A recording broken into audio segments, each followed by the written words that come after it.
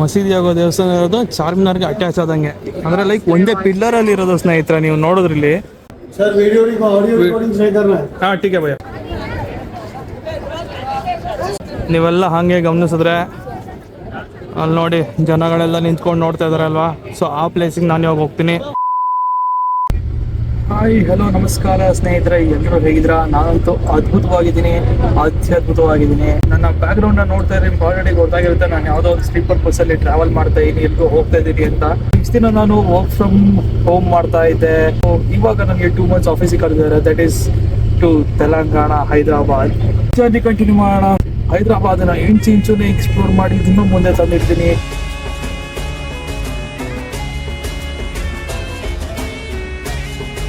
ಮೈಸೂರಿಂದ ಜರ್ನಿಯನ್ನು ಕಂಟಿನ್ಯೂ ಮಾಡೋಕ್ಕೆ ಶುರು ಮಾಡಿದೆ ಸ್ನೇಹಿತರೆ. ಆದರೆ ಏನು ಅಂತ ಅಂದರೆ, ನಾನು ಪ್ರತಿ ಸಾರಿ ಟ್ರಾವೆಲ್ ಮಾಡಬೇಕಾದ್ರೂ ಎಮರ್ಜೆನ್ಸಿ ಎಕ್ಸಿಟ್ ಪಕ್ಕದಲ್ಲೇ ನನಗೆ ಸೀಟ್ ಸಿಗುತ್ತಲ್ಲ, ಇದು ಯಾವ ರೀತಿ ಅಂತ ನನಗೆ ಅರ್ಥನೇ ಆಗ್ತಾಯಿಲ್ಲ. ಫ್ಲೈಟಲ್ಲಿ ಹೋದ್ರು, ಬಸ್ಸಲ್ಲಿ ಹೋದ್ರು, ಟ್ರೈನಲ್ಲಿ ಹೋದ್ರು ಇದೇ ಕತೆ ಆಗೋಗಿದೆ ನಂದು.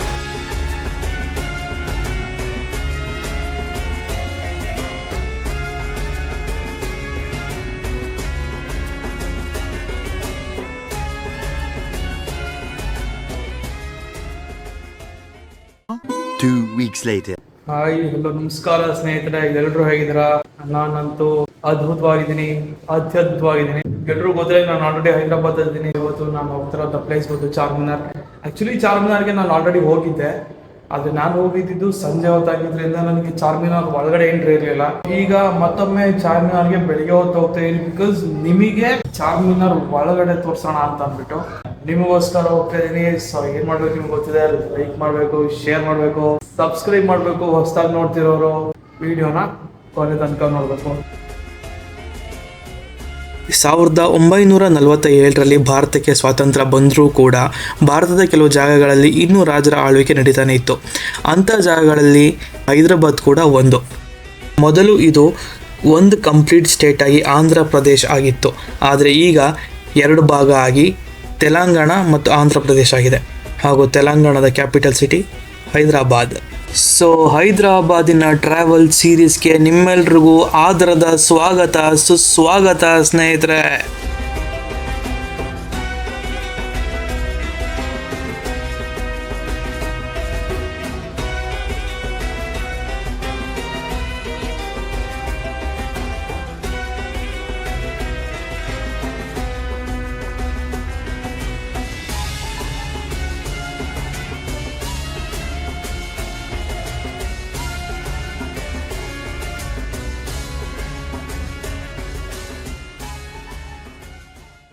ನಾನು ಮಿಯಾಪುರಿಂದ ಮೆಟ್ರೋ ತಗೊಂಡು MG ಬಸ್ ಸ್ಟೇಷನ್ ಮೆಟ್ರೋ ಏನಿದೆ ಅಲ್ಲಿಗೆ ಬಂದು ಇಳ್ಕೊಂಡು ಇಲ್ಲಿಂದ ರ್ಯಾಪಿಡೋ ತೊಗೊಳ್ಳೋಂಥ ಪ್ಲ್ಯಾನ್ ಮಾಡಿದ್ದೀನಿ.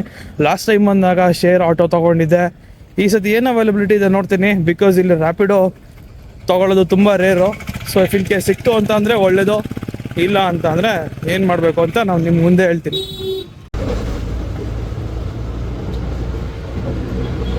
ಸಮ್ಮರ್ ಶುರು ಆಗಿದೆ ಸ್ನೇಹಿತರೆ, ಬಿಸಿಲು ಹಾಕೊಂಡು ಮಕ್ಕೊಡಿತಾ ಇದೆ.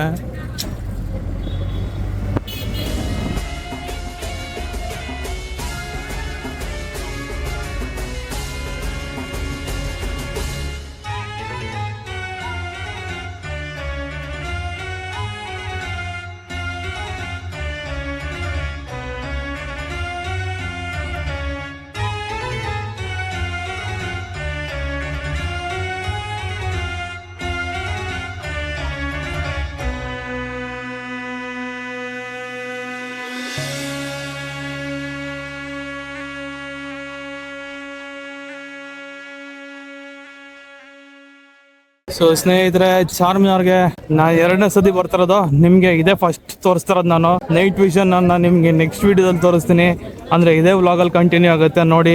ಲಾಸ್ಟ್ ಟೈಮ್ ಬಂದಾಗ ಆಚೆಯಿಂದ ನೋಡ್ಕೊಂಡು ಹೋಗಿದೆ, ಇವತ್ತು ಒಳಗಡೆ ಹೋಗೋಂಥ ಸಮಯ, ಯಾಕಂದರೆ ಟಿಕೆಟ್ ಆಲ್ರೆಡಿ ನಾನು ಆನ್ಲೈನಲ್ಲಿ ತೊಗೊಂಡಿದ್ದೀನಿ. ನೀವೆಲ್ಲ ಹಾಗೆ ಗಮನಿಸಿದ್ರೆ ಅಲ್ಲಿ ನೋಡಿ ಜನಗಳೆಲ್ಲ ನಿಂತ್ಕೊಂಡು ನೋಡ್ತಾ ಇದ್ದಾರಲ್ವಾ, ಸೊ ಆ ಪ್ಲೇಸಿಗೆ ನಾನು ಇವಾಗ ಹೋಗ್ತೀನಿ. ವೈಬ್ ಮಾಡೋಣ ಬನ್ನಿ.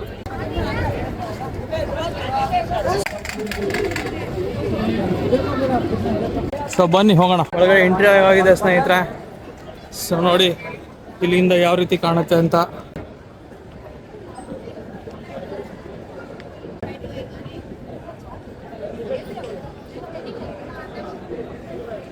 ಸೊ ನೋಡಿ, ಇದು ಎಂಟ್ರಿ ಪಾಯಿಂಟು. ಸೆಕ್ಯೂರಿಟಿಗಳು ಒಳಗೆ ಬಿಡ್ತಾರೆ. ಸೊ ಇಲ್ಲಿಂದ ಮುಂದೆ ಹೋಗಿ ಟಿಕೆಟ್ ತೊಗೊಳ್ಳೋಂಥ ಜಾಗ. ನಾವು ಆನ್ಲೈನಲ್ಲಿ ಟಿಕೆಟ್ ತೊಗೊಂಡಿದ್ದೀವಿ.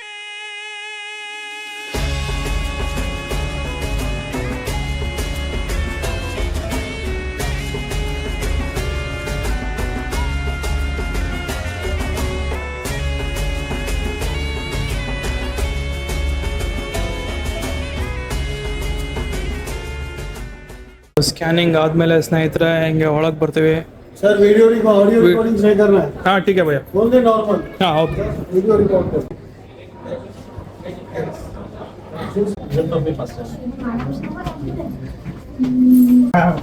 बस ये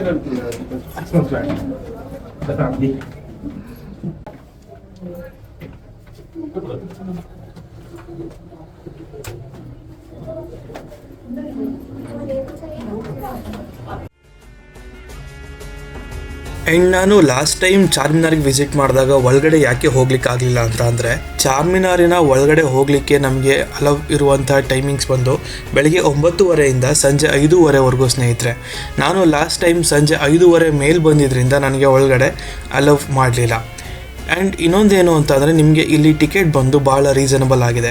ಕೇವಲ 20 ರೂಪಾಯಿ ಆನ್ಲೈನಲ್ಲಿ ಮಾಡ್ಕೋತೀರ ಬುಕ್ಕಿಂಗ್ ಅಂತ ಅಂದರೆ, ಅಥವಾ ಅಲ್ಲಿ ಹೋಗಿ ಟಿಕೆಟ್ ತೊಗೋತೀನಿ ಅಂದರೆ 25 ರೂಪಾಯಿ ಆಗುತ್ತೆ ಅಷ್ಟೇ.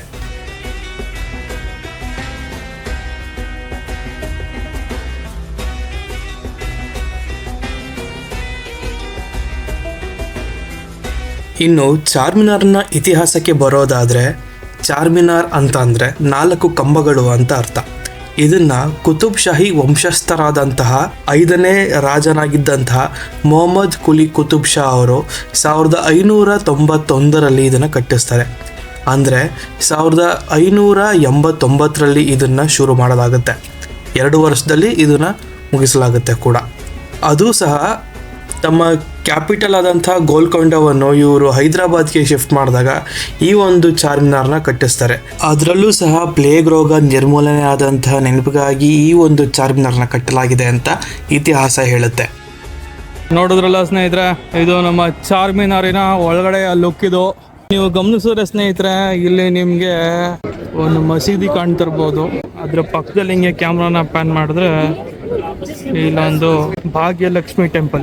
ಈ 2 ಮಸೀದಿ ಆಗೋ ದೇವಸ್ಥಾನ ಇರೋದು ಚಾರ್ಮಿನಾರ್ಗೆ ಅಟ್ಯಾಚ್ ಆದಂಗೆ, ಅಂದ್ರೆ ಲೈಕ್ ಒಂದೇ ಪಿಲ್ಲರ್ ಅಲ್ಲಿ ಇರೋದು ಸ್ನೇಹಿತರೆ. ನೀವು ನೋಡಿದ್ರಲ್ಲಿ ನೋಡಿ, ನಿಮ್ಗೆ ಈಗ 2 ಕಾಣುತ್ತೆ. 2 ಇರೋದು ಚಾರ್ಮಿನಾರ್ ಕಂಬದ ಒಳಗಡೆನೆ.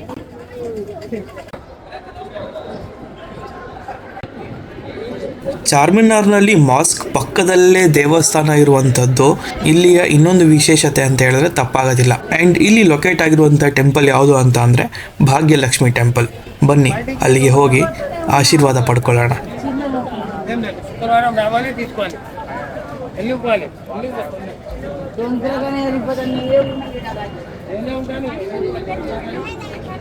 ಭಾಗ್ಯದ ಲಕ್ಷ್ಮೀ ಬಾರಮ್ಮ ನಮ್ಮಮ್ಮ ನೀ, ಸೌಭಾಗ್ಯದ ಲಕ್ಷ್ಮೀ ಬಾರಮ್ಮ ನಮ್ಮಮ್ಮ ನೀ, ಸೌಭಾಗ್ಯದ ಲಕ್ಷ್ಮೀ ಬಾರಮ್ಮ.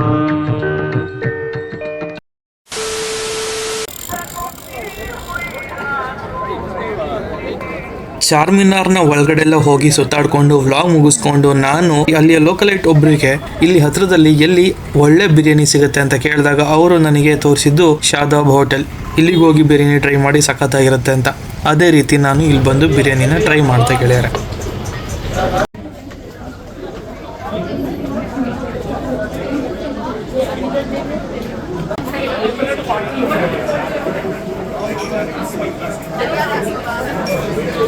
A few inches later. ಇಷ್ಟೊತ್ತವರೆಗೂ ನೀವು ಚಾರ್ಮಿನಾರ್ ಬೆಳಗ್ಗೆ ಹೊತ್ತು ಹೇಗೆ ಕಾಣಿಸುತ್ತೆ ಅಂತ ನೋಡಿದ್ರೆ, ಈಗ ರಾತ್ರಿ ಹೊತ್ತು ಹೇಗೆ ಕಾಣುತ್ತೆ ಚಾರ್ಮಿನಾರ್ ಅಂತ ನಿಮಗೆ ತೋರಿಸೋಂಥ ಸಮಯ. ಬನ್ನಿ ನೋಡ್ಕೊಂಬರೋಣ.